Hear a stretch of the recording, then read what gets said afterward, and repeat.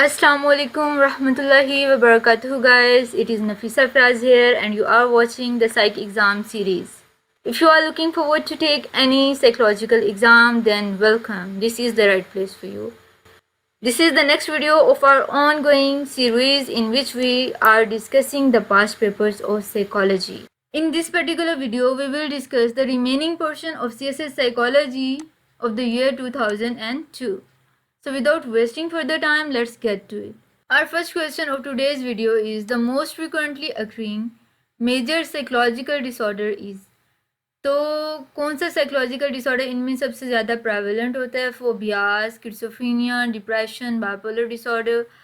तो मैंने इसको सर्च किया था. What the Google says is कि डिप्रेशन सबसे ज़्यादा प्रेवलेंट होता है.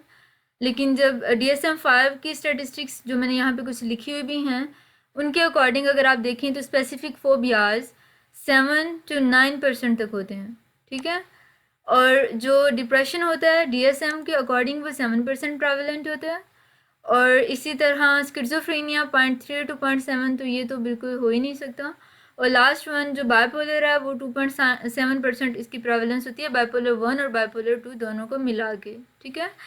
तो मुझे यहाँ पे डिप्रेशन की निस्बत भी फोबियाज का ऑप्शन ज़्यादा सूटेबल लग रहा है. ठीक है. लेकिन आप लोग फिर भी देख लीजिएगा, बिकॉज़ अगर देखा जाए तो डिप्रेशन ज़्यादा नज़र आने वाला होता है, तो उस लिहाज से ये है कि डिप्रेशन भी इसका आंसर हो सकता है. ठीक है. लेकिन हम फोबियाज के ऑप्शन को भी निगलेक्ट नहीं कर सकते हैं इसमें. Next question is the person centred therapy is best describe as.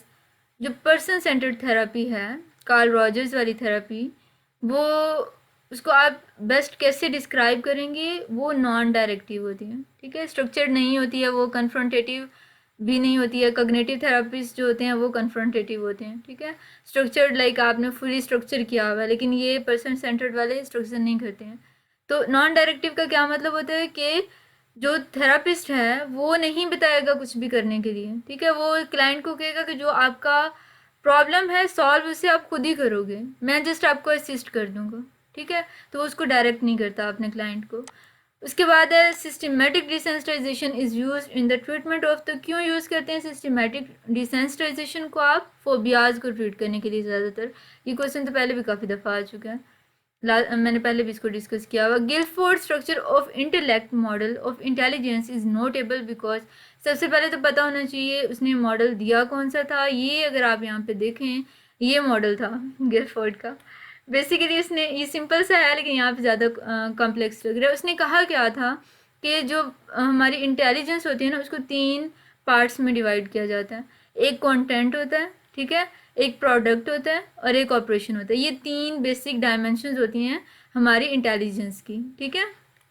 उसके बाद हर पार्ट मज़ीद सब डिवाइड किया जाता है कुछ फर्दर कैटेगरीज के अंदर. ठीक है. फॉर एग्जांपल अगर ऑपरेशन को देखें तो ऑपरेशन की 6 सब डायमेंशंस हैं. फिर इसके बाद प्रोडक्ट को देखें तो उसकी भी 6 सब डायमेंशंस है. और कंटेंट को अगर आप देखें तो उसमें 5 सब डायमेंशंस हैं. ठीक है. तो अगर आप इन तीनों सब डायमेंशंस को जो कि इंडिपेंडेंट हैं, अगर आप उनको मल्टीप्लाई कर दें तो टोटल आपके पास कितने डिफरेंट कंपोनेंट्स आ जाएंगे? 180. ठीक है. 6 इंटू 6 इंटू 5. तो अगर आप ये यहाँ मैंने लिखा हुआ भी है, अगर आप इस तरह से इसको मल्टीप्लाई करते हैं तो टोटल आपके पास कंपोनेंट आ जाएंगे 180. अब हम अपने ऑप्शंस को देखते हैं. यहाँ पे पहला option, it separate intelligence into operation, it separate operation from content and product. तो ये ठीक हो गया. ठीक है. कंटेंट अलग गया प्रोडक्ट और ऑपरेशंस की निस्बत. उसके बाद है it reject the idea of gender features. Okay, the second option is it reject the idea of gender features. इसके बारे में मैंने काफ़ी सर्च किया है लेकिन मुझे कुछ पेट मिला नहीं. इतना मुझे पता है कि जो गैल्टन है उसने जो इंटेलिजेंस का कॉन्सेप्ट दिया था उसके अकॉर्डिंग मेल्स में इंटेलिजेंस ज़्यादा होती है, फीमेल्स में कम होती है. तो अगर ये गिलफोर्ड रिजेक्ट कर रहा है इस नोशन को तो इसका ये मतलब होगा कि ही सेइंग कि औरतें और मर्द दोनों इंटेलिजेंस में इक्वल होते हैं. तो लेकिन और ये हो भी सकता है क्योंकि गिलफोर्ड का जो इंटेलिजेंस का मॉडल है वो बाद में आया था गैल्टन की निस्बत. वैसे तो इसका स्पेयरमैन के भी बाद आया था. ठीक है. तो ये हो सकता है इसका ऑप्शन. जो थर्ड वन ऑप्शन है वो कहते हैं it yield 180 unique intellectual factors. तो अभी मैंने मल्टीप्लाई करके आपको दिखाया कि टोटल इसके फैक्टर्स इंटेलिजेंस के कितने होंगे? 180 होंगे. ठीक है. तो ये इसका आंसर क्या होगा? All of these. ठीक है. Our next question is the most important criteria whether an individual should be considered retarded is that individuals किस चीज़ की बेस पे हम ये डिसाइड करते हैं कि इंडिविजुअल इज़ रिटार्डेड और not on the basis of his or her IQ okay और आईक्यू में बेसिकली क्या आ रही होती है चीज़ mental age over chronological age into 100 तो ये मेंटल एज इसी के अंडर आ जाती है ठीक है ये बिने का फार्मूले के अकॉर्डिंग ये मैं आपको बता रही हूँ उसके अलावा आपको ये पता होना चाहिए 100 हमारे पास एवरेज आईक्यू होता है 100 से कम जब चला जाता है तो वो रिटार्डेशन की तरफ लीड करता है सबसे पहले चार इसकी कैटेगरीज होती हैं रिटार्डेशन की सबसे पहले माइल्ड रिटार्डेशन होती है वो 55 से 70 की रेंज में जब किसी बंदे का आईक्यू चला जाता है तो माइल्ड रिटार्डेड होता है वो उसके बाद मॉडरेट होती है मॉडरेट में क्या होता है 40 to 55 तक अगर किसी की रिटार्डेशन हो तो उसके बाद third is severe mental retardation उसमें जो आईक्यू का स्कोर है वो 25 to 40 की रेंज में चला जाता है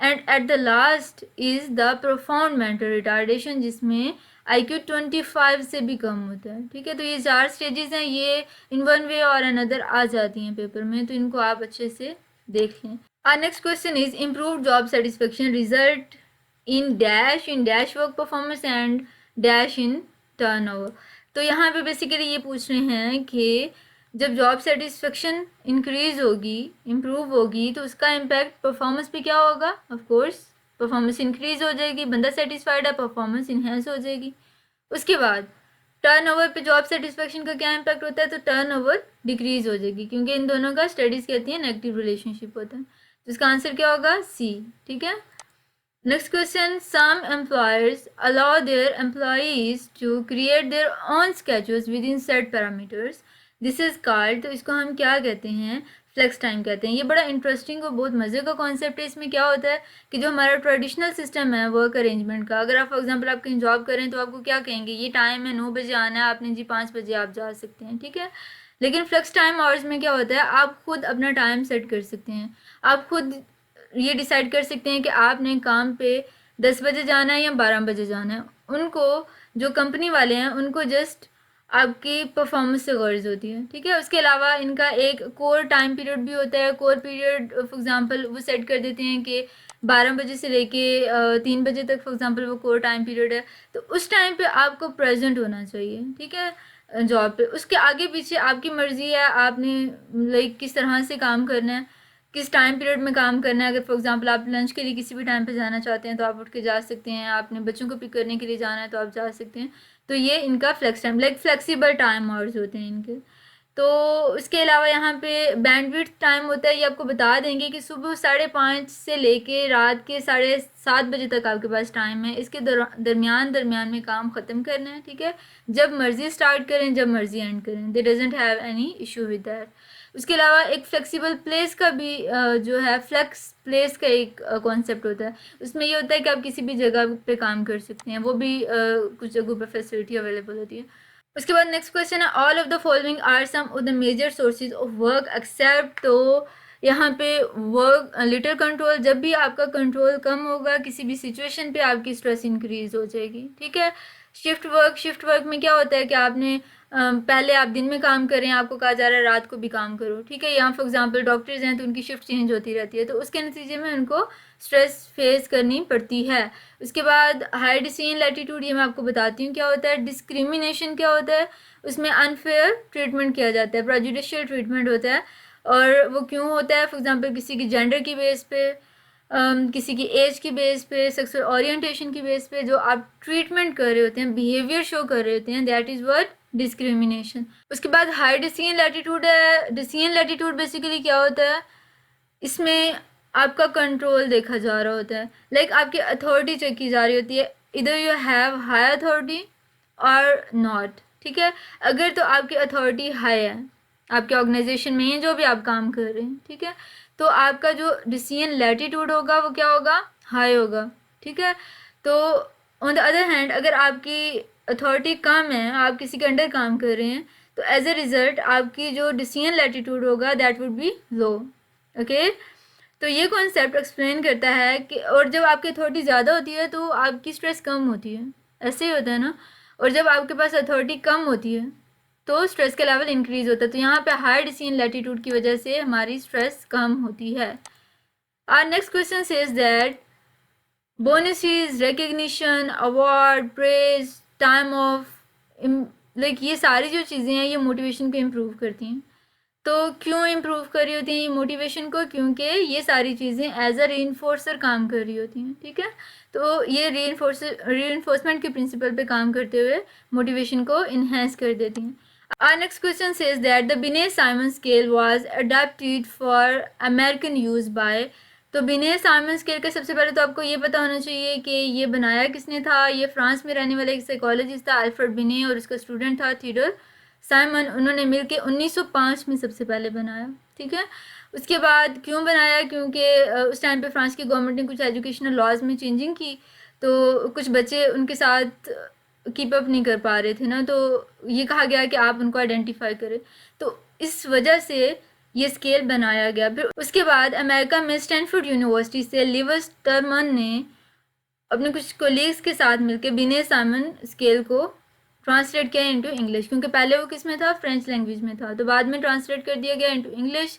और कौन से ईयर में किया गया? 1916 में। These things are important. पहले कब बना था? 1905 में। ट्रांसलेट किया गया 1916 में। इसके साथ ही हमारा 2002 का पेपर नंबर 2 कंप्लीट हो गया है। नेक्स्ट वीडियो में हम लोग इंशाल्लाह इसी सीरीज़ को कंटिन्यू रखते हुए 2003 के पेपर नंबर 1 को डिस्कस करेंगे। If you guys have any query or difficulty with any particular topic of psychology, feel free to ask me in the comment section below. I will make sure to resolve it in my upcoming videos inshallah. अगर video आपके लिए beneficial रही है तो please इसको like ज़रूर करें और चैनल को सब्सक्राइब करें ताकि हर न्यू आने वाली वीडियो आप तक पहुंच सके।